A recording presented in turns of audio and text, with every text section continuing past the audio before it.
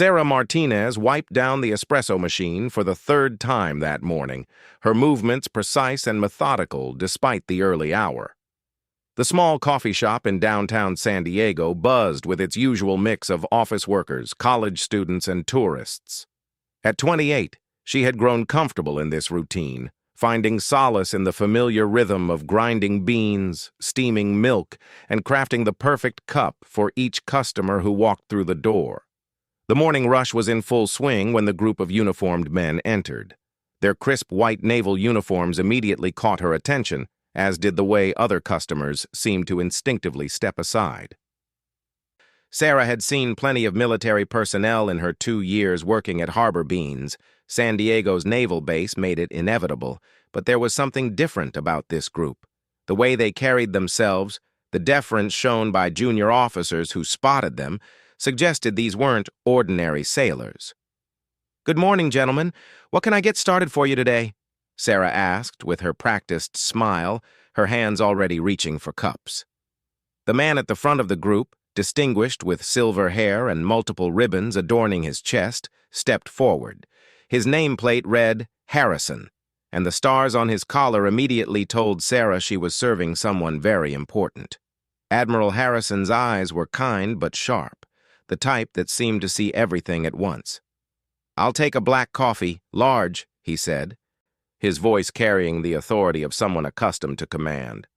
"And whatever my staff wants." As Sarah prepared their orders, she couldn't help but overhear fragments of their conversation. They spoke in the casual shorthand of military professionals, references to deployments, operations, and personnel that meant nothing to her civilian ears. She focused on her work, expertly crafting each drink while the group continued their discussion. It was Admiral Harrison who noticed first. As Sarah handed him his coffee, he paused, studying her face with an intensity that made her slightly uncomfortable. She had encountered staring before. Working in customer service meant dealing with all types. But this felt different. His expression wasn't inappropriate or threatening. Rather, it held a quality of recognition mixed with disbelief. "Excuse me," he said quietly, his command voice softening. "What's your name?"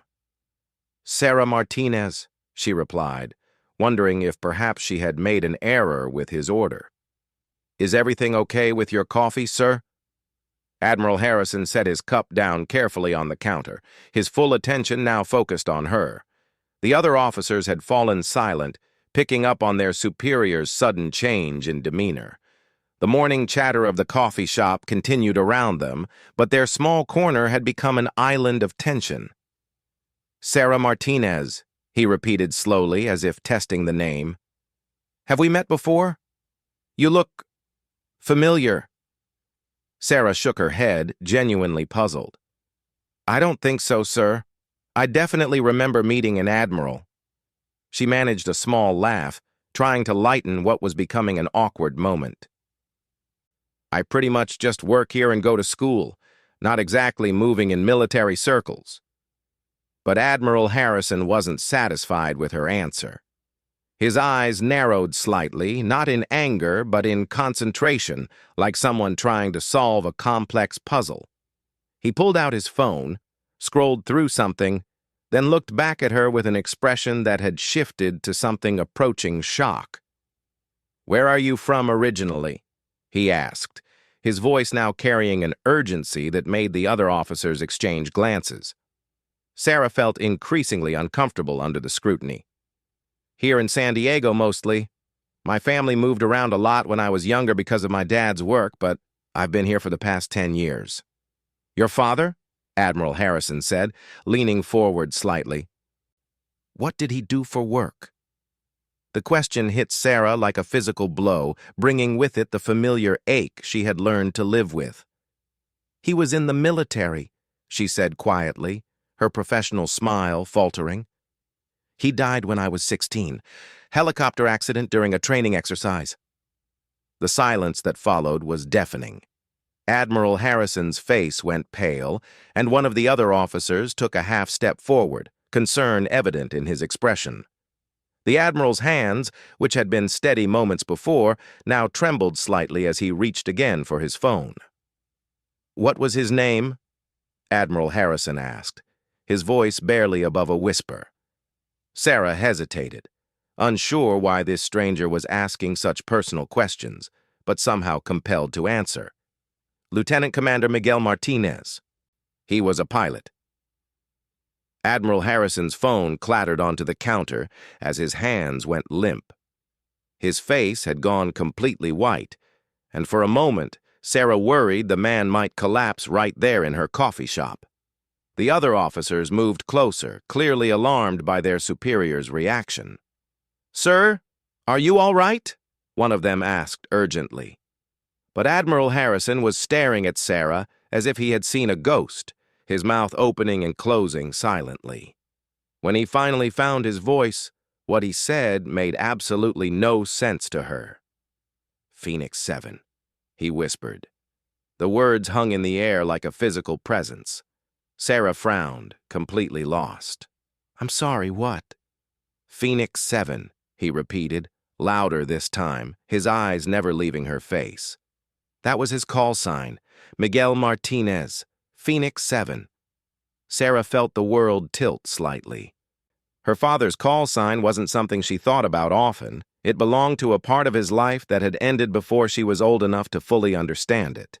She had heard it a few times over the years, mentioned by his old squadron mates who had attended the funeral or reached out to her mother afterward, but it wasn't something that came up in normal conversation. "How do you know that?" she asked, her voice coming out smaller than intended. Admiral Harrison's composure, which had been slipping since the moment he first looked at her closely, finally cracked completely. To Sarah's shock, tears began forming in his eyes. This powerful man, clearly accustomed to command and control, was crying in her coffee shop.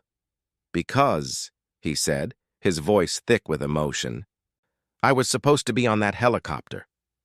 The coffee shop around them seemed to fade into background noise as Admiral Harrison's words sank in. Sarah gripped the edge of the counter, her knuckles white against the dark wood. The familiar sounds of the espresso machine, the chatter of customers, the clinking of cups. Everything became muffled as if she were underwater. "I don't understand," she managed to say, though her voice sounded distant to her own ears. Admiral Harrison, then Lieutenant Commander Harrison, as Sarah would learn, had been scheduled for that training exercise 12 years ago. He was supposed to be the co-pilot on the helicopter that went down, the one that took her father's life, along with 3 other crew members.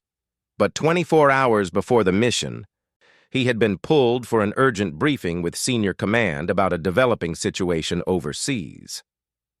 "I fought it," Admiral Harrison said, his voice heavy with a guilt he had carried for over a decade. "I told them Lieutenant Commander Martinez was newer to the squadron, that I should handle the training exercise, but they insisted they needed my experience for the briefing." Sarah listened in stunned silence as he continued, his words painting a picture of a day that had changed multiple lives forever. Her father had volunteered to take Harrison's place without hesitation. That was the kind of man Miguel Martinez had been, always willing to step up when needed. The other officers had quietly created a buffer around them, ensuring their conversation remained private despite the busy coffee shop. Sarah appreciated their discretion, though she barely noticed it. Her entire focus was on the man in front of her, this stranger who held pieces of her father's final day that she had never known existed. "The last time I saw your father," Admiral Harrison continued, "was the night before the mission. We were in the officers' mess, going over flight plans. He showed me a picture of you. Said his daughter was starting her sophomore year of high school, that she was thinking about becoming a teacher." He paused, studying Sarah's face. "You look exactly like you did in that photo, just older." Sarah felt tears building in her eyes. Her father had carried her school picture with him everywhere, even on training missions. It was a detail that somehow made this surreal encounter feel real, grounding the Admiral's story in truth. "He talked about you constantly," Harrison said. a sad smile crossing his features. About how proud he was of your grades, how you were tutoring other students in mathematics, how you wanted to make a difference in the world. He said you got your kindness from your mother and your determination from him. He never told me much about his work, Sarah said quietly. Mom said it was classified, but I think he was just trying to keep us separate from the dangerous parts of his job. That sounds like Miguel, Admiral Harrison nodded. He was protective of his family, but he was also one of the most skilled pilots I'd ever worked with. The accident... His voice trailed off, and Sarah could see him struggling with words he had probably never spoken aloud. What happened that day? Sarah asked, surprising herself with her boldness. She had never sought details about her father's death. The official report had been brief and clinical, and her mother had discouraged questions that might bring additional pain. Admiral Harrison looked around the coffee shop, then back at his staff, who nodded almost imperceptibly. Whatever he was about to tell her had clearly been weighing on him for years. The official report stated mechanical failure, he began carefully, and that was technically accurate. But there was more to it. He paused, choosing his words carefully. Your father and his crew were conducting a routine training exercise when they received a distress call. A civilian boat was in trouble about 15 miles offshore, taking on water in rough seas. Sarah felt her breath catch. This wasn't in any report she had ever seen. Miguel made the decision to respond to the distress call, even though it wasn't part of their mission parameters. The weather was deteriorating, and he could have waited for the Coast Guard. But there were children on that boat. Admiral Harrison's voice grew thick with emotion. He always said that every mission was ultimately about protecting people, training exercise or not. The helicopter had successfully located the boat and was in the process of airlifting the family to safety when the mechanical failure occurred. But instead of aborting the rescue, Miguel Martinez had continued the operation, ensuring all 5 civilians were safely aboard the helicopter before attempting to make it back to base. They saved all 5 people, Admiral Harrison said, his voice filled with pride and grief in equal measure. A family, parents and 3 young children. But the helicopter couldn't handle the additional weight with the failing systems. Miguel could have put them down on the boat or in the water, but he knew they might not survive, so he flew them to shore first. Sarah was crying now, tears streaming down her face as she learned about her father's final act of heroism. The other customers had begun to notice the emotional scene at the counter, but she no longer cared. The helicopter went down on the return flight just a mile from the base, Admiral Harrison continued. Miguel and his crew died on impact, but those 5 people, that entire family, they lived because of his choice.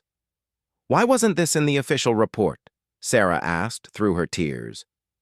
Admiral Harrison's expression darkened slightly. Because officially, they shouldn't have responded to the distress call without proper authorization. There were protocols, chain of command issues.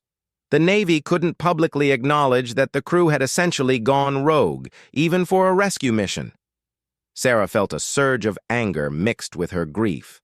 Her father had died a hero, saving an entire family, and the Navy had covered it up for bureaucratic reasons. So they just called it mechanical failure and left it at that? Not exactly, Admiral Harrison said softly. Miguel and his crew were all posthumously awarded the Navy Cross for heroism, but the citations were classified. The families they saved were asked to maintain silence about the rescue. It was complicated. Complicated, Sarah repeated bitterly. I know how it sounds, Admiral Harrison said, his voice filled with regret.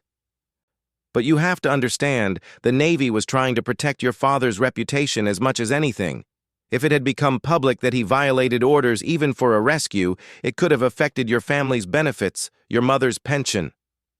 Sarah stared at him, processing this information. Her mother had never mentioned anything about complications with benefits. But then again, her mother had rarely discussed anything related to her father's death beyond the basic facts. There's something else, Admiral Harrison said quietly. "Something I've wanted to tell you for 12 years, but I never knew how to find you." Sarah braced herself, unsure how much more revelation she could handle in one morning. "The family your father saved," Admiral Harrison continued. "They've never forgotten. The father started a scholarship fund in Miguel's name. They've been trying to find you for years to give you the money directly, but all they knew was that Phoenix 7 had a daughter named Sarah who wanted to be a teacher." The room seemed to spin around Sarah as she tried to process everything she had learned. Her father wasn't just a casualty of mechanical failure. He was a hero who had sacrificed everything to save strangers. And those strangers had been honoring his memory for over a decade, trying to find a way to thank his family. "I have their contact information," Admiral Harrison said gently. "If you want it." 3 weeks later, Sarah stood on the deck of a Navy destroyer, watching the San Diego coastline shrink in the distance. Admiral Harrison had arranged for her to attend a private ceremony honoring her father and his crew, the recognition they should have received 12 years earlier, finally being acknowledged in the proper setting. The intervening weeks had been a whirlwind of emotions and discoveries. Sarah had spoken with her mother about everything Admiral Harrison had revealed, and together, they had begun to piece together mysteries that had puzzled them for years. The unexpected financial assistance that had appeared when money was tight. The anonymous scholarships that had helped pay for Sarah's education. The way certain bills had mysteriously been paid when her mother was struggling as a newly single parent. It had all been orchestrated by the Hendricks family, Tom and Lisa Hendricks and their 3 children, who were now teenagers themselves. They had been the family on the boat that day, the ones Miguel Martinez had died to save. For 12 years, they had been trying to repay a debt they felt could never truly be settled. "I still can't believe you found us," Tom Hendricks had said during their first phone conversation. His voice carried the same emotional weight that Admiral Harrison's had that day in the coffee shop. "We've been looking for Phoenix 7's daughter for so long." The meeting with the Hendricks family had been overwhelming in the best possible way. Lisa Hendricks had hugged Sarah like a long-lost daughter, tears streaming down her face as she whispered thank you over and over. Their children, now 15, 17, and 19, had grown up knowing the story of the brave pilot who had sacrificed everything for their family. "Your father gave us our lives back," Tom had explained as they sat in Sarah's modest apartment, photos of her father displayed on every surface. "We couldn't save him, but we could try to honor what he died for. We wanted to make sure his sacrifice meant something beyond just our survival." The scholarship fund they had established had helped dozens of students pursue careers in education, all in Miguel Martinez's name. They had also quietly supported his widow and daughter through anonymous donations, working through military contacts to ensure the family never went without necessities. Now, standing on the deck of the destroyer with Admiral Harrison beside her, Sarah watched as the crew prepared for the ceremony. Her mother stood on her other side, holding a folded flag that would soon join the one they had received at Miguel's funeral. This time, though, it would come with the full story of why her husband deserved to be honored. "I should have done this years ago," Admiral Harrison said quietly. "The politics, the protocols, none of it mattered as much as making sure you knew who your father really was." "You found me when you were supposed to," Sarah replied, surprising herself with her certainty. "Everything happened the way it was meant to." The ceremony itself was simple, but profound. Admiral Harrison read the citation for her father's Navy Cross, his voice carrying across the water as he described the heroic actions that had cost 4 lives, but saved 5. The crew, standing at attention in their dress uniforms, represented not just the Navy, but the values that Miguel Martinez had embodied: service, sacrifice, and an unwavering commitment to protecting others. When the Admiral finished reading, he approached Sarah with a wooden box containing her father's medal. But before he handed it to her, he spoke once more, his words intended for her alone. Phoenix 7 requested permission to respond to the distress call, he said quietly, his voice carrying just far enough for Sarah and her mother to hear. When he was told to maintain course and let the Coast Guard handle it, he said, "Sir, with respect, I didn't join the Navy to ignore people in trouble. Request permission to save lives." Sarah felt tears streaming down her face as she accepted the medal. Those words sounded exactly like something her father would have said, the man who had taught her that doing the right thing was more important than doing the easy thing. After the ceremony, as the ship headed back to port, Tom Hendricks approached Sarah with his own family in tow.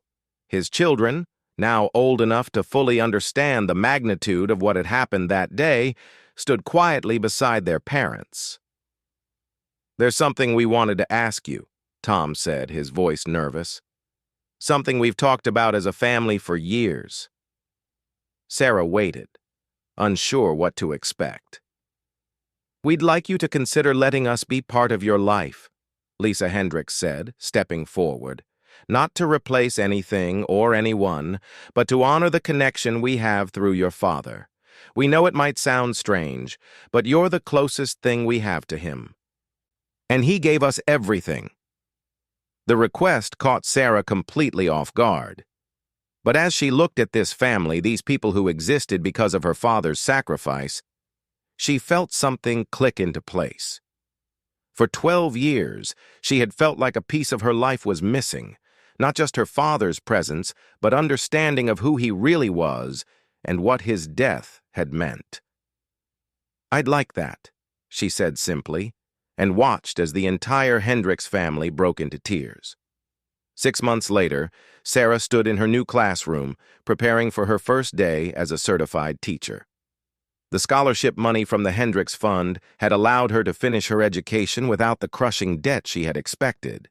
More importantly, their support, both financial and emotional, had given her the confidence to pursue her dreams without constantly worrying about survival. Above her desk hung a framed photo of her father in his flight suit, standing beside his helicopter. Next to it was the citation for his Navy Cross, and beside that, a picture of the Hendricks family from that day on the boat, the last photo taken before their rescue changed everything. Her students, filing in for their first day of high school mathematics, had no idea that their teacher was there because of a split-second decision made by a helicopter pilot 12 years earlier. They didn't know that every lesson she taught was informed by the values her father had died for, the belief that every person mattered, that helping others was worth any sacrifice, and that doing the right thing was never optional. As Sarah wrote her name on the whiteboard and turned to face her new students, she thought about the chain of events that had brought her to this moment. A random encounter in a coffee shop had revealed truths that changed everything, connecting her to a family she never knew existed and an admiral who had carried guilt for over a decade. "Good morning," she said to her class, her voice steady and confident. "I'm Ms. Martinez, and I'm here to teach you that mathematics is really about problem solving. It's about finding solutions when the path isn't clear, and understanding that sometimes the most important answers come from unexpected places." Admiral Harrison, now retired, had started visiting the coffee shop regularly, not because the coffee was particularly exceptional, but because seeing Sarah there reminded him that some stories have endings worth waiting for. The guilt he had carried for 12 years had finally transformed into something else. Gratitude for a second chance to honor his friend's memory properly. The Hendricks family had become Sarah's second family in every way that mattered. Their children called her Aunt Sarah, and she spent holidays with them, sharing stories about the father they had never met, but whose influence shaped every aspect of their lives. And Miguel Martinez, Phoenix 7, lived on in ways he never could have imagined.